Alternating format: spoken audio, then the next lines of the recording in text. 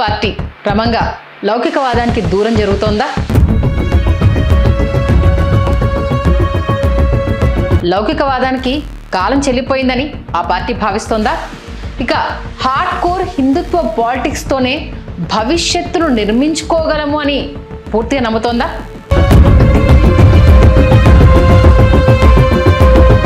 సనాతన ఛాంపియన్గా వెలుగొందిన పవన్ను ఓవర్టేక్ చేసి తామే అసలు సిసలైన సనాతన రక్షకులమని చాటుకోవాలని అనుకుంటుందా? అసలు టీడీపీ హిందుత్వ విధానం వెనుక ఆ పార్టీకి ఉన్న లెక్కలేంటి? ఓవైపు ముస్లింలు, మరోవైపు క్రైస్తవ వర్గాలు. ఇలా టీడీపీ ఈక్వేషన్స్ ఎలా ఉండబోతోంది?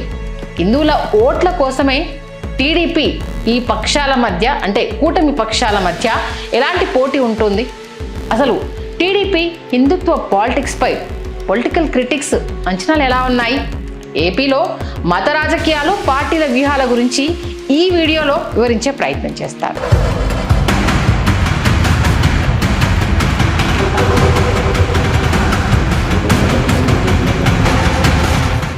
హలో ఫ్రెండ్స్, నా పేరు సంధ్య. వెల్కమ్ టు తెలుగు రాజ్యం స్పెషల్ ఫోకస్. బీజేపీతో టీడీపీ దోస్తీ అనేది ఈనాటిది కాదు అన్న విషయము ఆనాటి సీనియర్ సిటిజన్స్ నుంచి మొదలుకొని ఈ తరం వాళ్ళకు కూడా తెలిసిన విషయం. ఆ మాటకొస్తే టీడీపీ ఆవిర్భావం అనంతరం తొలిసారి జరిగిన లోక్సభ ఎన్నికల్లో ఈ రెండు పార్టీల మధ్య స్నేహబంధం మొట్టమొదటిసారిగా చిగురించింది. 82లో ఎన్టీఆర్ టీడీపీని స్థాపించిన విషయం అందరికీ తెలిసిందే. ఆయన ప్రధాన నినాదం తెలుగు ఆత్మగౌరవం. అప్పటి వరకు కేంద్రంలో, రాష్ట్రంలో తిరుగులేని శక్తిగా ఉన్న కాంగ్రెస్ను ఢీకొట్టడానికి ఎన్టీఆర్ సిద్ధమయ్యారు.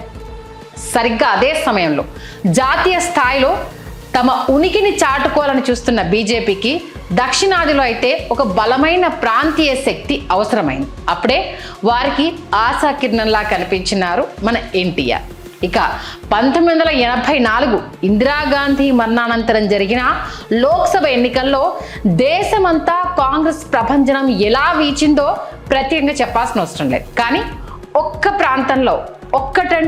ప్రాంతంలో, అది మన ఆంధ్రప్రదేశ్లో ఎన్టీఆర్ హవా ముందు ఆ ప్రభంజనం ఏ మాత్రం పనిచేయలేదు. ఆ ఎన్నికల్లో టీడీపీ నేతృత్వంలోని కూటమిలో బీజేపీ భాగస్వామిగా ఉంది. ఇక బీజేపీ అభ్యర్థుల కోసం అప్పటి ఎన్టీఆర్ఏ స్వయంగా ప్రచారం చేశారు అని అంటే ఏ రేంజ్లో అప్పుడు కాంగ్రెస్ హవాని ఎదుర్కొని ముందుకెళ్లారని చెప్పడానికి ఇంతకు మించి నిదర్శనం అవసరం లేదు.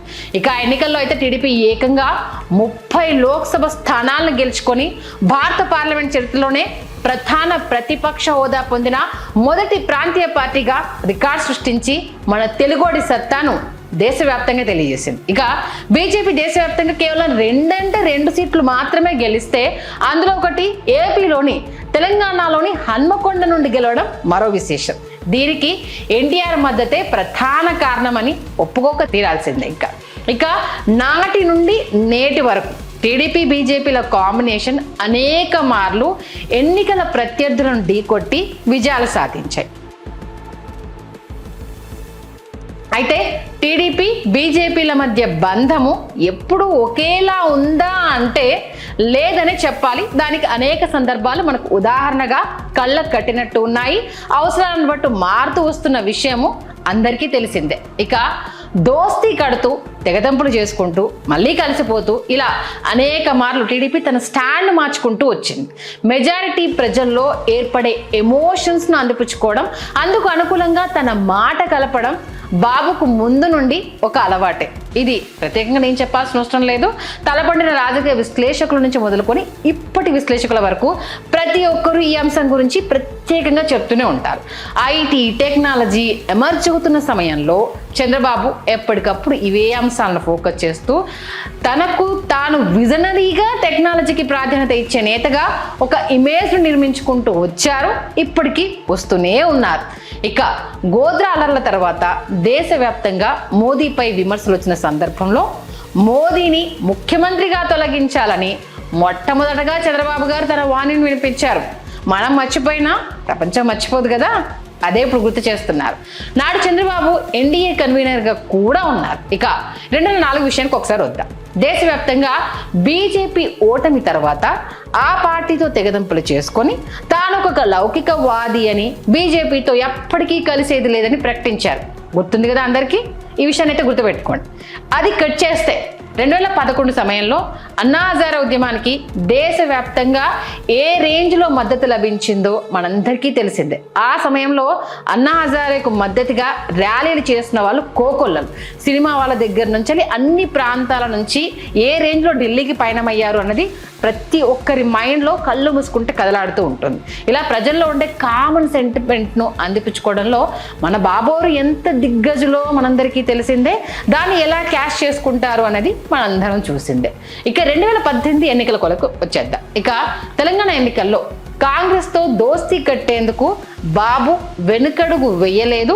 తనకు గెలవడమే ముఖ్యము అన్నట్టుగా ముందుకెళ్ళిన విషయాన్ని మనం ఒక్కసారి గుర్తు చేసుకుందాం. ఇక్కడ కూడా ఏ మాత్రం ఆయన క్యాలిక్యులేషన్స్ ఏంటిది ఫెయిల్ అవ్వకుండా చాలా ప్లాన్ చేసినా ఇక అప్పుడున్న ప్రభంజనంలో ఎప్పుడు అంటే ఎంత సీనియర్ అయినా ఒక్కొక్కసారి మనం అవకాశాన్ని అందిపుచ్చుకోవడంలో మన క్యారెక్టర్ని మిస్ చేసుకున్నప్పుడు జనాల క్యాలిక్యులేషన్స్ మారిపోతాయి అన్నది ఇక్కడ ఆ ఫెయిల్యూర్ చాలా స్పష్టంగా తెలియజేసింది. ఇక ఏపీలో కాంగ్రెస్ ప్రధాన రాజకీయ పక్షంగా ఉన్నంతకాలం కాంగ్రెస్కు బలమైన ప్రత్యామ్నాయ పార్టీగా టీడీపీ రాజకీయాలు చేసింది. ఇక కాంగ్రెస్కు వ్యతిరేకంగా పోరాటం చేయడం కోసమే టీడీపీ ఉద్భవించింది అని అనేక సందర్భాల్లో ఎన్టీఆర్ గారు ఆ తర్వాత చంద్రబాబు నాయుడు గారు ప్రకటించిన విషయం అందరికీ తెలిసిందే. విభజన అనంతరం ఏపీలో జగన్ ప్రధాన రాజకీయ పక్షంగా ఎదగడం, కాంగ్రెస్ తన అస్తిత్వాన్ని కోల్పోవడంతో తెలంగాణలో దేశ రాజకీయాల్లో కాంగ్రెస్తో కలిసేందుకు టీడీపీ వెనుకడుగు వేయాల్సి వచ్చింది. ఇంకా వేయక తప్పని పరిస్థితి. ఒక రకంగా చెప్పాలంటే తరచూ సిద్ధాంతాలు మార్చుకోవడమే తమ సిద్ధాంతంగా టీడీపీ రాజకీయాలు చేస్తూ వస్తూనే ఉంది. దీన్ని ప్రత్యర్థులు అవకాశ రాజకీయాలు అనొచ్చు. అయినప్పటికీ టీడీపీ తమ లైన్ మార్చుకున్న అనేక మార్లు తమ విజయ రహస్యం ఇదే, ఆ విజయాలు సాధిస్తున్న తీరు ఇదే అంటూ కూడా చాలా స్పష్టంగా తెలియజేసింది. అంటే ప్రజల నుండి ఆ పార్టీ నిర్ణయాల మార్పుకు మద్దతు అయితే స్పష్టంగా లభించింది. ఇక 2024 ఎన్నికలకు వద్దాం. టీడీపీ విజయానికి వైసీపీ ఘోర పరాజయానికి కారణాలు ఏవైనా టీడీపీ బీజేపీల మిత్రబంధాన్ని ప్రజలు ఒక రకంగా అంగీకరించినట్టు అయింది. ఆ ప్రభంజనం కూడా మన కళ్ళ ముందు కనిపించింది. 4 దశాబ్దాల చరిత్రలో అనేక మార్లు తమ పొలిటికల్ లైన్ మార్చుకున్న టీడీపీ లౌకికవాదాన్ని సమర్థించే అంశంలో మాత్రం పెద్దగా రాజీ పడిన సందర్భం అయితే లేదు. బీజేపీతో పొత్తులో ఉన్నప్పటికీ రాష్ట్రంలో మాత్రం టీడీపీ తరచూ తన సెక్యులర్ నినాదాన్ని వినిపిస్తూనే వచ్చింది. ఎందుకు అనంటే ఆ నినాదం వదిలిపెడితే తెలుగు ప్రజలు చీదరించుకుంటారన్న విషయం తెలిసిందే. తన ఉనికిని కాపాడుకోవాలి, కేవలం ఏపీ అభివృద్ధి కోసం మాత్రమే పొత్తు కట్టాను అన్న విషయాన్ని పదే పదే తెలియజెప్పాలనుకుంటున్నారు. కాబట్టి దీన్ని బ్యాలెన్స్ చేస్తూ ముందుకెళ్తున్నారు.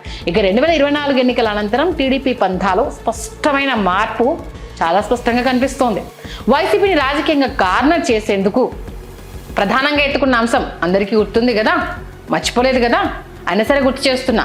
తిరుమల లడ్డు అంశాన్ని ఏ రకంగా వాడుకున్నారు, తమ ప్రధాన అస్త్రంగా ఏ రకంగా జనాల్లోకి తీసుకెళ్లారు అనేది నేను చెప్పాల్సిన అవసరం లేదు. ఏపీ ప్రజలతో పాటు దేశవ్యాప్తంగా ఉన్న తెలుగు ప్రజలందరికీ ఈ విషయం తెలుసు.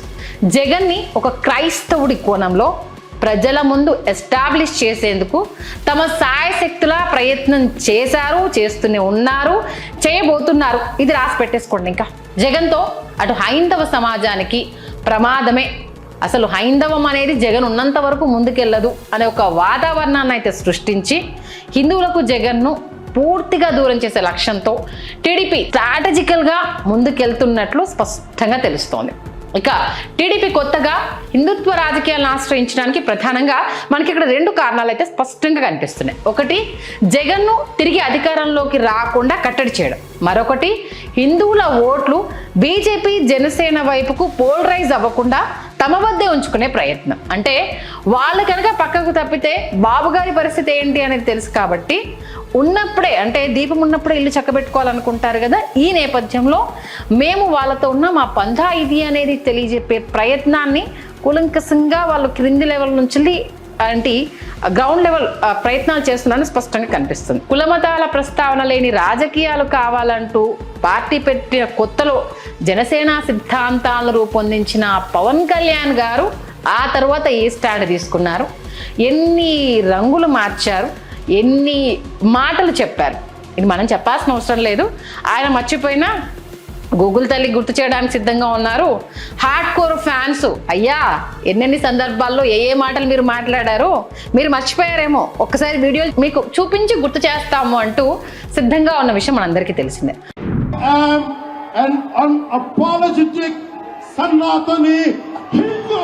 ప్రస్తుతం హార్డ్ కోర్ సనాతనిగా తనను తాను ప్రకటించుకున్నారు పవన్ కళ్యాణ్. అటు వామపక్ష భావజాలం అంటారు, చెగోవేరా జీవితం అంటారు, అవి రెండు తనని ప్రభావితం చేసినంతగా ఇంకెవరూ చెయ్యలేదు అంటూ మాట మాటకు చెప్పుకుంటూనే ఉంటారు పవన్ కళ్యాణ్. కానీ ప్రస్తుతం మాట వరుసకైనా ఆ పదాలను ఆయన ఉచ్చరిస్తున్నారా లేదా అనేది ఏపీ ప్రజలు గమనిస్తున్నారు అన్న విషయాన్ని ఆయన మర్చిపోయాడనేది స్పష్టంగా చెప్పాలి. ఓవైపు దళిత బహుజన వర్గాల కోసం పోరాటం చేసిన కాంశీరామ్ అంటారు, ఆ తర్వాత పెరియార్ గారు ఆదర్శం అంటారు, ఆ తర్వాత కట్ చేస్తే అంబేద్కర్ వంటి వారే తనకు ఆదర్శమని గతంలో మాట్లాడిన పవన్ కళ్యాణ్ గారు ప్రస్తుతం అందుకు పూర్తి భిన్నమైన రైట్ వింగు, మరోవైపు హిందుత్వ సిద్ధాంతాలను భుజాన మోస్తున్నారు. అది నేను చెప్పాల్సిన అవసరం లేదండి, ఆయన ప్రసంగాలను చూసే వాళ్ళకి అర్థమవుతుంది. మొత్తంగా బీజేపీ లక్ష్యాలకు అనుగుణంగా పవన్ ముందుకెళ్తున్నారు అనేది స్పష్టంగా తెలుస్తోంది. ఇక తెలుగు రాష్ట్రాలు ఇప్పటి వరకు బీజేపీ ఒంటరిగా ఒక్కసారైనా పోటీ చేసి పెద్ద సంఖ్యలో సీట్లు సాధించిందా అంటే అసలు నిర్మోహమాటంగా నిక్కచ్చుగా ఒకే ఒక ఆన్సర్ చెప్పొచ్చు, అది బీజేపీకి ఎప్పటికీ సాధ్యం కాదు, సాధించలేదు. ఇది రాసి పెట్టేసుకోండి. ఇక 2019 ఎన్నికల్లో ఒంటరిగా పోటీ చేసిన బీజేపీ ఏ రేంజ్లో పర్ఫార్మెన్స్ చేసింది, కాంగ్రెస్ కంటే ఎంత ఘోరంగా విఫలమైంది అనేది గణాంకాలు చూస్తేనే అర్థమవుతుంది. మళ్ళీ ఏదో మేము చెప్పామనేసి అనుకున్నారు. ఒక్కసారి వెనక్కి వెళ్ళేసి గూగుల్ తల్లిని అడిగితే ఏ రేంజ్లో ఓటు శాతం ఉంది, కాంగ్రెస్కి బీజేపీకి మధ్య ఎంత వ్యత్యాసం ఉంది, అసలు పరిగణలోనికి లేని కాంగ్రెస్ కన్నా బీజేపీ ఎంత ఘోరంగా పర్ఫార్మెన్స్ చేసింది అనేది అక్కడే కనిపిస్తుంది. ఇక సీన్ కట్ చేద్దాం, ఇక 2024కి వచ్చేద్దాం. టీడీపీ జనసేనతో జత కట్టిన బీజేపీ 3 ఎంపీ స్థానాలను అయితే గెలుచుకుంది. పొత్తులో భాగంగానే సుమి ఇక్కడ అండర్లైన్ చేసుకోండి. అయినా కూడా కూటమి పక్షంలో ఉన్న టీడీపీ జనసేనల కంటే తక్కువ స్ట్రైక్ రేట్తో కూటమిలో ఒక బలహీనమైన పార్టీగా నిలిచింది అంటే అది బీజేపీ అని స్పష్టంగా చెప్పొచ్చు, దాంట్లో ఏ డౌట్ లేదు.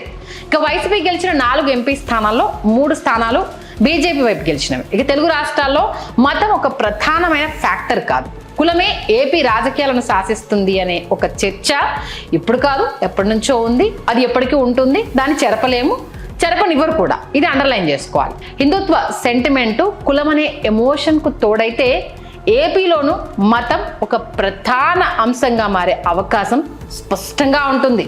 అదే క్రమంలో బీజేపీ పవన్ ద్వారా తమ లక్ష్యాలను సాధించే ప్రయత్నం చేస్తుందనే మరో చర్చ కూడా ఉంది. ఇప్పటికైతే కూటమి పక్షాలైన టీడీపీ జనసేన బీజేపీలు బలంగా ఉన్నట్టు కనిపిస్తున్నాయా అనుకున్నప్పటికీ వచ్చే 2 ఏళ్లలో పరిస్థితుల్లో మార్పు వచ్చే అవకాశాలు లేకపోలేదు అన్న వాదన ఇప్పటి నుంచి స్టార్ట్ అయింది. దానికి రకరకాల కారణాలు మీ కళ్ళ ముందే కనిపిస్తున్నాయి. బీజేపీ పవన్ను ఉపయోగించుకుంటూ తమ బలాన్ని తెలుసుకునేందుకు ఒక ఎక్స్పెరిమెంట్ చేయవచ్చు, లేదా టీడీపీ వైసీపీలకు ఒక ప్రత్యామ్నాయ శక్తిగా ఎదిగేందుకు ప్రయత్నం చేయవచ్చు. ఎందుకంటే బాబు గారి మీద బీజేపీకి అంత నమ్మకం కాబట్టి ఇదొకసారి గుర్తుపెట్టుకోండి. ఈ నేపథ్యంలో హిందుత్వ భావజాలాన్ని సమర్థించే ఓటర్లు బీజేపీ జనసేనల వైపుకు పోలరైజ్ అవ్వకుండా చేయడం టీడీపీకి ఒక సవాల్గా మారుతుంది. ఎందుకంటే కూటమిలో ఉన్న ఎవరి ఎత్తుగడలు, ఎవరి శక్తులు, రేపు ఒకవేళ ఎవరితో చెడినా మనం ఎలా ముందుకు వెళ్ళాలన్న స్ట్రాటజీని ఎవరికి వారు అప్లై చేస్తున్నారు అనడంలో ఏ మాత్రం సందేహం లేదు. ఇన్ కేస్ జనసేన బీజేపీలు ఒంటరిగా ఎదగడం, తమకంటూ ఒక ప్రత్యేకత కోసం ఓటు బ్యాంకును ఏర్పాటు చేసుకోవడం టీడీపీకి భవిష్యత్తులో ఇబ్బందిగా అయితే మారుతుంది. అది టీడీపీ కూడా పసిగట్టిందండోయ్, ఇది మీరు గుర్తుపెట్టుకోవాలి. ఇక 1982లో టీడీపీ ఉద్భవించిన నాటి నుండి క్రమంగా టీడీపీకి కొన్ని వర్గాలు దూరం అవుతూ వచ్చాయి. అది ఎందుకు అనేది నేను మళ్ళీ చెప్తే కుల రాజకీయాలను తెర మీద తీసుకొచ్చినట్టు అవుతుంది. వీరిలో ముఖ్యమైన వర్గం, ఇప్పుడు కాకరేపుతున్న వర్గం కాపు సామాజిక వర్గం. వైఎస్ రాజశేఖర్ రెడ్డి అలాగే జగన్ టీడీపీకి బలమైన ఓటు బ్యాంకుగా ఉన్న బీసీ సామాజిక వర్గంలో కొంత చీలికను తీసుకురాగలిగారు. బీజేపీ జనసేనలతో పొత్తు ద్వారా కాపు హిందుత్వ ఓట్లను టీడీపీ తమ వైపు తిరిగి తెచ్చుకోగలిగింది. కానీ భవిష్యత్తులో బీజేపీ తెలుగు రాష్ట్రాల్లో ప్రయోగాలకు పుణుకునే అవకాశం అయితే లేకపోలేదు. ఇప్పటికే తెలంగాణలో ఒంటరిగా తమ అస్తిత్వాన్ని చాటుకుంటున్న బీజేపీ ఏపీలోనూ ఆ ప్రయత్నం చేయవచ్చు. కాకపోతే బీజేపీ తెలంగాణలో నిలబడిన విధానానికి ఏపీలో నిలబడాలనుకుంటున్న విధానానికి చాలా తేడా ఉంది. ఎందుకంటే తెలంగాణ రాజకీయాలు వేరు, ఏపీ రాజకీయాలు వేరు. అక్కడ ఇక్కడ ఒకే తాటిపైకి తేవడం అనేది కుదరని పని. ఇక హిందుత్వ పాలిటిక్స్ను ఆశ్రయించినట్టుగా బీజేపీదేనంటే ఇప్పుడు ఆశ్రయించడం ఏంటి? డే 1 నుంచి బీజేపీ చేస్తుందే హిందుత్వ పాలిటిక్స్ కదా. ఇక మసీదులు, చర్చిలను సందర్శించి మతపరమైన ప్రార్థనలో పాల్గొన్న చంద్రబాబు ప్రస్తుతం వాటికి దూరంగా ఉన్నారు. ఈ మధ్యకాలంలో మీరు అండర్లైన్ చేసుకోండి, ఎక్కడ ఆయన ఏ ప్రార్థనలో కావచ్చు, కులపరమైన మీటింగ్స్లో చర్చిల్లో, మసీదుల్లో కావచ్చు, టోపీలు పెట్టుకోవడం కావచ్చు, ఎక్కడ చేయట్లేదు. ఇది మాత్రం గుర్తుపెట్టుకోండి. అది ఎందుకు అనేది ఒకసారి మాట్లాడతాం. తాను వెంకటేశ్వర స్వామి భక్తున్నని, తమ కులదైవం వెంకటేశ్వర స్వామి అనే పదే పదే చెప్తున్నారు. ఎందుకంటే ఇప్పుడు టీటీడీ అంశం ఆ రేంజ్లో కాకరేపుతోంది. తిరుమల వెంకన్న స్వామి చుట్టే ప్రస్తుతం ప్రదక్షిణలు, అలాగే పొర్లుదండాలు, అలాగే విమర్శలు, అలాగే వివాదాలు. ఒక్కటేంటి, అన్నీ అక్కడే జరుగుతున్నాయి. ఇక జగన్ ఒక క్రైస్తవుడు, అతనితో హిందువులకు ప్రమాదమే. అందులోనూ ఈ మధ్య కాలంలో ఏపీలో ఈ కులపరమైన చర్చలు, అలాగే మత మార్పిడులు ఇవన్నీ ఎక్కువగా జరుగుతున్నాయి. ఈ నేపథ్యంలో హిందువుల అస్తిత్వాన్ని కోల్పోతున్నారన్న కోణాన్ని తెర మీదికి తీసుకొస్తూ ఆయన పైన విమర్శలు చేస్తున్నారు. ఇక ఈ మధ్య కాలంలో మండలి సమావేశాల గురించి ప్రధానంగా మాట్లాడుకోవాల్సిందే. అచ్చెన్నాయుడు గారు చేసిన కామెంట్స్ ఏ రేంజ్లో కాకపుట్టించాయి, సభలో క్షమాపణలు చెప్పేంత వరకు ఎలా వెళ్ళింది అందరికీ గుర్తుంది కదా. అటు జగన్ గారితో పాటు మండలి చైర్మన్ కొయ్య మోషన్ రాజు ఇరువురు క్రైస్తవులను దాడి చేసే ప్రయత్నం చేయడం, మండలి చైర్మన్ కు సైతం కూడా మతాన్ని ఆపాదించి ఒక వర్గానికి చెందిన వ్యక్తిగా చిత్రీకరించడం, గతంలో ఎన్నడూ జరగని సందర్భాలు. అసలు ఆ మండలిలో మీరు క్రైస్తవులే, ఆయన క్రైస్తవుడే అని ఈ చర్చను తీసుకురావడము ఏపీ ప్రజలు గమనిస్తున్నారు. ఇది అందరూ చూస్తున్నారు. ప్రస్తుతం ఇలాంటి హద్దులు రాజకీయాల్లో చెరిగిపోయాయి. ఎందుకంటే సభను గౌరవప్రదంగా నడపాలి, ప్రజా సమస్యల గురించి ప్రతిపక్షాలు విమర్శలు చేసుకోవడం ఇవన్నీ మనం చూసాం. కానీ కులాల గురించి ఏకంగా చైర్మన్ని క్వశ్చన్ చేయడం అనేది, నేను క్రిస్టియన్ అని ఎవరు చెప్పారండి, నేను హిందువుని అంటూ ఆయన ఆ సభలోనే ఆయన అస్తిత్వాన్ని ఆయన నిరూపించుకోవడం అనేది ఎంత సిగ్గుచేటైన విషయం అనేది మనందరం అసలు మాట్లాడుకోవాలన్నా కూడా చాలా ఇబ్బందిగా ఉంది. ఎందుకు అనంటే చట్టసభలు గౌరవప్రదంగా ఉండాలి, ప్రజలకు సందేశం ఇచ్చే విధంగా ఉండాలి. అలాంటి సభలో కులమత రాజకీయాలు ఏంటండి, మరీ సిగ్గుచేటు కాకపోతే. ప్రస్తుతం ఇలాంటి హద్దులు రాజకీయాల్లో చెరిగిపోయాయి.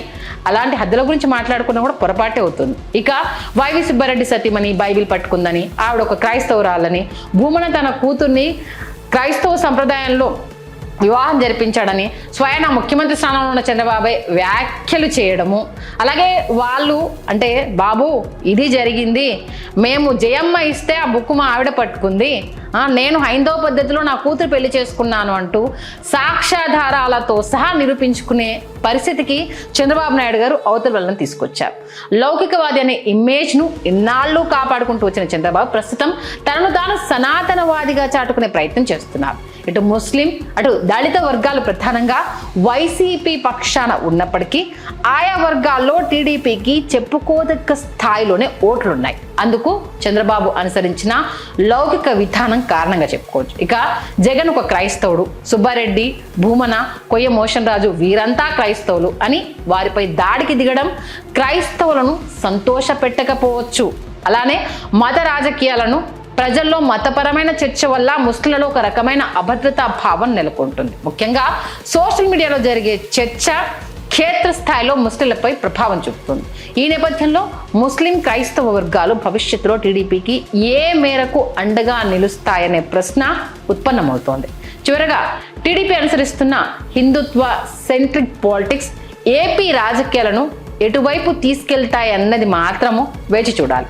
అటు పవన్ కళ్యాణ్ తన ఉగ్రరూపంతో సనాతన ఛాంపియన్గా మారుతుంటే ఇటు చంద్రబాబు తన అనుభవాన్ని జోడించి ఆ క్రెడిట్ మొత్తం జనసేన బీజేపీల వైపు వెళ్లకుండా జాగ్రత్త పడుతున్నారు. అయితే ఈ క్రమంలో దశాబ్దాలుగా టీడీపీకి అండగా ఉన్న ముస్లిం క్రైస్తవ మైనారిటీలు ఏ మేరకు ఆ పార్టీతో ప్రయాణం చేస్తారనేది రాబోయే రోజుల్లో తెలుస్తుంది. అలానే కూటమి పక్షాలు హిందూ నినాదాన్ని అందుకొని చేస్తున్న దాడి కారణంగా జగన్పై ఏ మేరకు ఈ ప్రభావం పడుతుంది అనేది మరో ప్రశ్న. మతాన్ని దాటుకొని ప్రజా సమస్యలు ప్రధాన అంశంగా మారగలవా? మారే పరిస్థితులు ఉన్నాయా? ప్రజా సమస్యలను జగన్ అందిపుచ్చుకొని కూటమి చేస్తున్న మతపరమైన విమర్శనాస్త్రాలను ఎదుర్కోగలరా? అటు అభివృద్ధి సంక్షేమం చుట్టూ తిరిగే ఏపీ రాజకీయాలు ఇప్పుడు మతం సిద్ధాంతాల చుట్టూ మలుపులు తిరుగుతున్నాయి. ఈ మార్పు కూటమికి వరమవుతుందా లేక ప్రత్యర్థులకు అస్త్రంగా మారుతుందా? 2029 ఎన్నికల్లో లౌకికవాదులు అటు 2029 ఎన్నికలను ఒకసారి చూసుకుంటే రాబోయే ఎన్నికలు లౌకికవాదాన్ని కోరుకునే వర్గాలు పూర్తిగా జగన్ వైపు పోలరైజ్ అయ్యి బీజేపీ జనసేన పక్షాన హిందుత్వ ఓటు బ్యాంక్ పోలరైజ్ అయితే బాబు వద్ద మిగిలే వర్గాలు ఏంటి అసలు? ఈ ప్రశ్నలకైతే కాలమే సమాధానం అవుతుంది.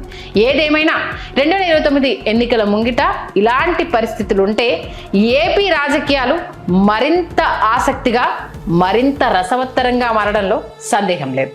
ఈ అంశంపై మీ అభిప్రాయం ఏంటి? టీడీపీ అనుసరిస్తున్న ఈ వ్యూహం సరైందేనా? కింద కామెంట్ సెక్షన్లో తెలియజేయండి. ఇలాంటి మరిన్ని ఇంట్రెస్టింగ్ పొలిటికల్ అప్డేట్స్ కోసం చూస్తూనే ఉండండి తెలుగు రాజ్యం స్పెషల్ ఫోకస్. నేను మీ సంధ్య, సైనింగ్ ఆఫ్.